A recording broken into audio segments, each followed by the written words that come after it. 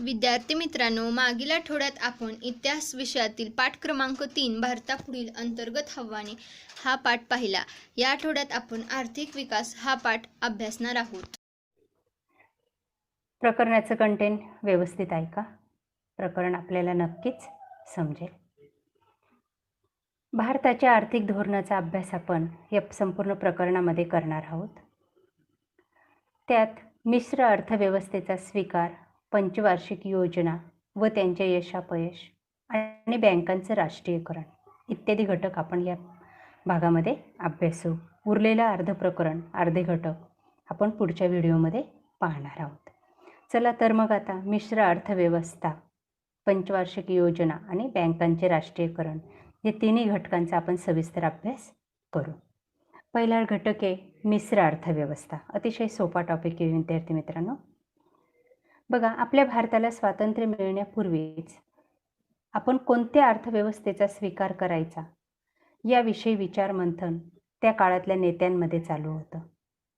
त्यावेळेस आपले भारताचे पहिले प्रधानमंत्री पंडित जवाहरलाल नेहरू यांनी कोणत्याही टोकाचा मार्ग स्वीकारण्याऐवजी मध्यम मार्गाचा अवलंब केला.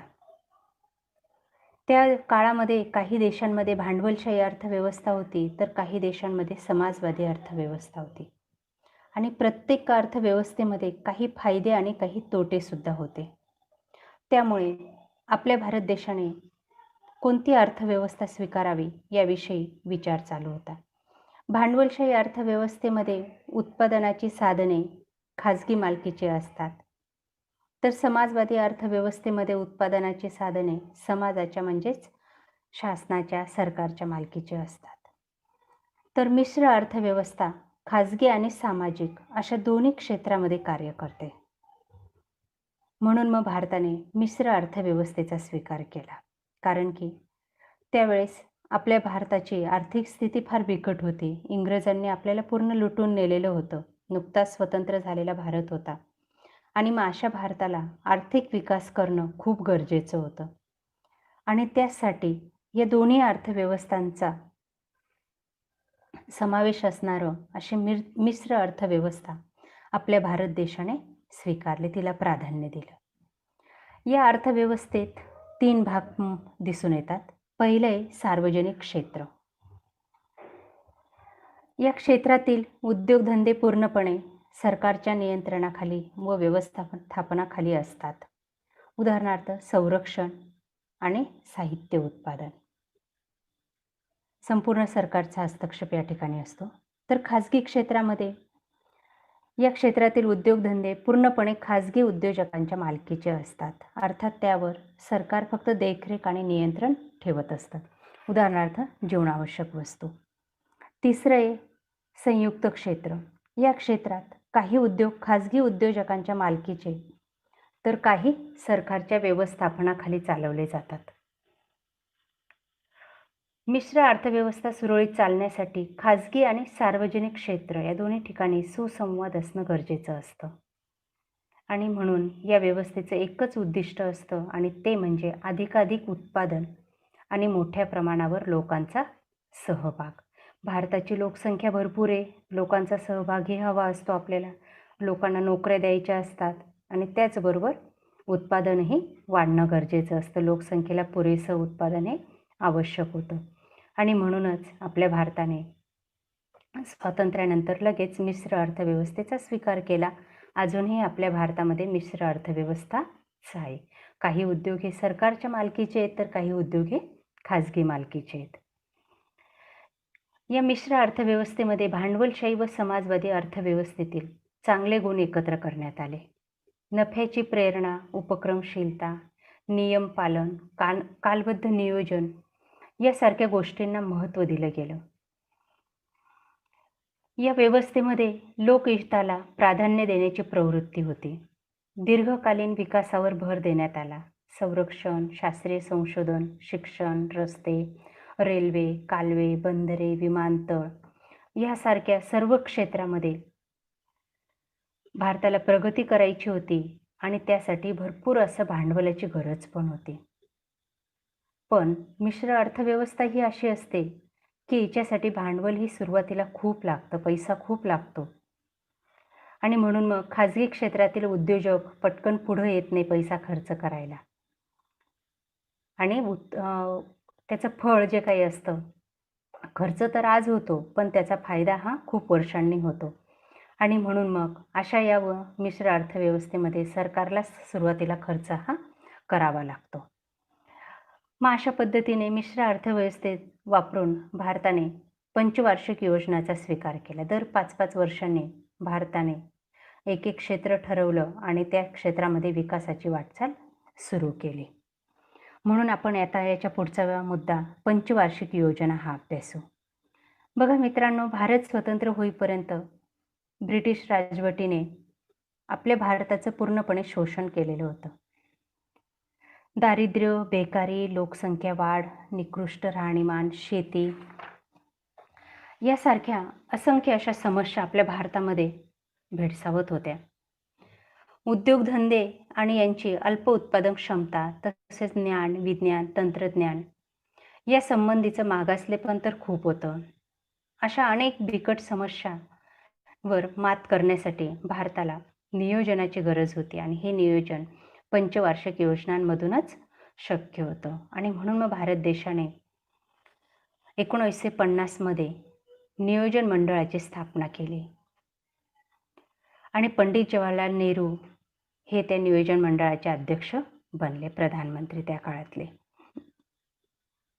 या मंडळाने कृषी आणि ग्रामीण विकास, संतुलित उद्योगीकरण, किमान जीवनमानाची तरतूद, लोकशाहीशी सुसंगत असा आर्थिक विकास, नियोजनाची आखणी आणि अंमलबजावणी यामध्ये लोकांचा सहभाग आणि व्यक्तीचा विकास वाढवण्यासाठी दर 5 वर्षांनी योजना तयार केली आणि ही योजना म्हणजेच पंचवार्षिक योजना होय. बघा मित्रांनो, त्या नावामध्येच त्याचा अर्थ दडलेला आहे. पंचवार्षिक योजना म्हणजे दर 5 वर्षांनी तयार केलेली नियोजनबद्ध अशी योजना. ही योजना सरकार आखत असतं. आता ह्या पंचवार्षिक योजनेचं किंवा नियोजनाचं मूलभूत तत्व काय बघा. एखाद्या देशातील साधन सामग्रीचे प्रमाणशीर वाटप व तेथील मनुष्यबळाचा योग्य वापर त्या देशातील जनतेच्या गरजा भागवण्यासाठी झाला पाहिजे. हे नियोजनाचं सर्वसामान्य तत्व असतं. मनुष्यबळाचा वापर करून देशामध्ये जेवढा पैसा उपलब्ध असेल, साधन सामग्री असेल, तिचं प्रमाणशीर असं वाटप करणं. या पंचवार्षिक योजनांची काही उद्दिष्टे होती. त्यांनाच आर्थिक 3. अन्नधान्याच्या बाबतीत देश स्वावलंबी बनावा म्हणून कृषी उत्पादनात वाढ घडवून आणणं. 4. वाढत्या प्रमाणावर रोजगार उपलब्ध करून देऊन देशातील मनुष्यबळाचा पुरेपूर उपयोग करणे. 5. प्राप्ती आणि संपत्ती यामधील विषमता दूर करणे. 6. वस्तूंच्या किमती स्थिर पातळीवर ठेवणे.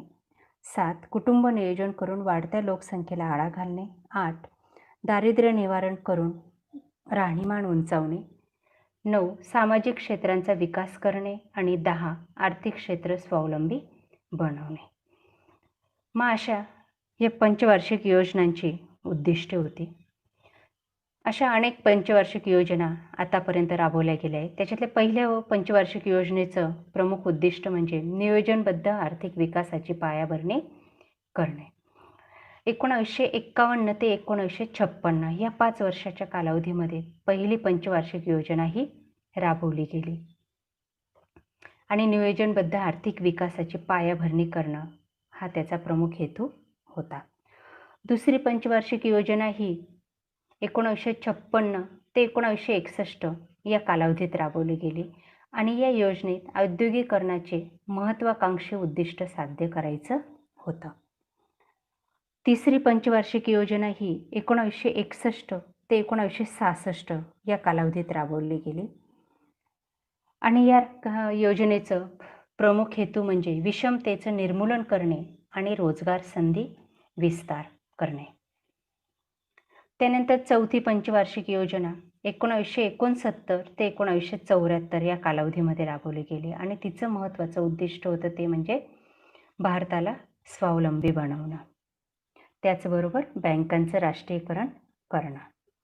5वी पंचवार्षिक योजना 1974 ते 1979 या कालावधीत राबवली गेली आणि तिचं महत्त्वाचं उद्दिष्ट होतं ते म्हणजे दारिद्र्य निवारण करणे आणि रोजगार वाढवणे.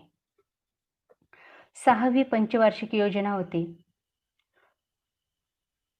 ती 1980 ते 1985 या कालावधीमध्ये राबवली गेली आणि तिचाही हेतू दारिद्र्य निर्मूलन आणि रोजगार निर्मितीच होता. कारण की 5व्या पंचवार्षिक योजनेमध्ये पण हेच उद्दिष्ट राबवलं गेलं होतं, पण ते पुरेसं पूर्ण होऊ शकलं नाही. त्यामुळे पुन्हा पुढच्या पंचवार्षिक योजनामध्ये दारिद्र्य निर्मूलन आणि रोजगार निर्मितीलाच महत्त्व देण्यात आलं. त्यानंतर 7व्या पंचवार्षिक योजना ही 1985 ते 1990 हा तिचा कालखंड होता आणि या योजनेमध्ये अन्न, रोजगार आणि उत्पादकता यावर जास्त भर देण्यात आला. त्यानंतर 8वी पंचवार्षिक योजना होती 1992 ते 1997. या योजनेमध्ये खाजगी क्षेत्राला वाव देण्यात आला. त्याचप्रमाणे 9व्या पंचवार्षिक योजनेमध्ये 1997 ते 2002 यात कृषी व ग्रामीण विकासावर भर देण्यात आला. अशा पद्धतीने आपण सर्व आत्तापर्यंत झालेल्या पंचवार्षिक योजनांचा प्रमुख उद्देश पाहिला. त्यानंतर पुढचा महत्त्वाचा टॉपिक येतो म्हणजे बँकांचं राष्ट्रीयकरण. पंडित नेहरू आणि लाल बहादूर शास्त्री या प्रधानमंत्र्यांच्या काळात भारतातील बँकिंग व्यवसाय खाजगी क्षेत्राच्या मक्तेदारीचा व्यवसाय होता. बघा, सुरुवातीला ज्यावेळेस स्वातंत्र्य मिळालं त्यावेळेस बँका ओपन झाल्या, बँका काढण्यात आल्या, पण त्या सर्व खाजगी होत्या. बँका उद्योग समूहाचे प्रतिनिधित्व करत होत्या. उद्योग व्यापाऱ्यांना ते कर्ज वाटप करायच्या आणि मिळालेला नफा स्वतः संचालक मंडळ ठेवायचं. नफा वाढवण्याचा त्यांचा मुख्य उद्देश होता. म्हणून मग सरकारने ठरवलं की 1955 मध्ये इम्पिरियल बँक होती, खाजगी बँक होती, तिचं त्यांनी राष्ट्रीयकरण केलं, सरकारी बँक केली तिला आणि तिचं नाव भारतीय स्टेट बँक दिलं. आजही भारतीय स्टेट बँकेच्या असंख्य अशा शाखा आपल्याला पाहायला मिळतील आणि अशी ही भारतीय स्टेट बँक 1955 मध्ये इम्पिरियल बँकेपासून निर्मिती झालेली आहे. इम्पिरियल बँक ही खाजगी बँक होती आणि 1955 मध्ये सरकारने तिला ताब्यात घेतलं आणि तिचं राष्ट्रीयकरण केलं, म्हणजे तिला सरकारी बँक बनवलं. या भारतीय स्टेट बँकेने अल्पावधीतच असंख्य अशा शाखा आपल्या देशामध्ये उघडून दिल्या आणि शासकीय विकासामध्ये महत्त्वाची भूमिका बजावली. आता या राष्ट्रीयकरणाची प्रमुख पार्श्वभूमी काय होती ती बघा. भारताने स्वातंत्र्योत्तर काळात मिश्र अर्थव्यवस्था स्वीकारली. ही योजना राबवताना तूट निर्माण झाल्यास, तोटा आल्यास तो भरून काढण्यासाठी बँकांचं राष्ट्रीयकरण करणं गरजेचं होतं. राष्ट्रीयकरण केल्यावर काय होणार की या बँकांना मिळणारा जो काही नफा असेल तो सरकारच्या खजिन्यामध्ये जमा होणार. जर बँक खाजगी असली तर तिचा नफा हा संचालक मंडळाला, सभासदांना मिळेल, पण सरकारी असली तर तिचा नफा हा सरकारलाच मिळेल आणि म्हणून मग देशाला होणारा जो काही तोटा असेल, खर्च असेल, तो या बँकांच्या माध्यमातून भरून काढण्यासाठी बँकांचं राष्ट्रीयकरण केलं गेलं. याच्या जोडीला लघु आणि मध्यम उद्योगांचं विकासाचं धोरण राबवलं गेलं. फक्त नफा कमवणंच नाही तर देशामध्ये जे काही लहान लहान उद्योग असतील, मध्यम उद्योग असतील, त्यांनाही कर्ज वाटप करायचं आणि देशाचा विकास साधायचा. खाजगी बँका ह्या फक्त मोठ्या उद्योगांनाच कर्ज देत होत्या आणि म्हणून मग त्यांचं राष्ट्रीयकरण करण्यात आलं. त्याचबरोबर लाल बहादूर शास्त्रींनी अन्नधान्य टंचाई आणि दुष्काळावर मात करण्यासाठी हरित क्रांतीचा प्रयोग हाती घेतला. इंदिरा गांधी यांनी समाजवादी विचारांनी प्रेरित झालेल्या Congress forum for socialist action या गटाने व्यापारी बँकांचं राष्ट्रीयकरण करावं अशीही मागणी केली. कम्युनिस्ट पक्षाचाही या निर्णयाला पाठिंबा होता. अशाप्रमाणे देशातील सर्वच पक्षांनी या खाजगी बँकांचं राष्ट्रीयकरण करण्याला पाठिंबा दिला आणि म्हणून आज बऱ्याच आपल्याला सरकारी बँका ह्या दिसून येतात. अजूनही काही बँका खाजगी क्षेत्रात आहेत आणि काही सरकारी क्षेत्रामध्ये आहेत. उर्वरित भाग आपण पुढच्या व्हिडिओमध्ये पुढच्या तासाला पाहू. तोपर्यंत धन्यवाद मित्रांनो. काळजी घ्या. घरीच राहा.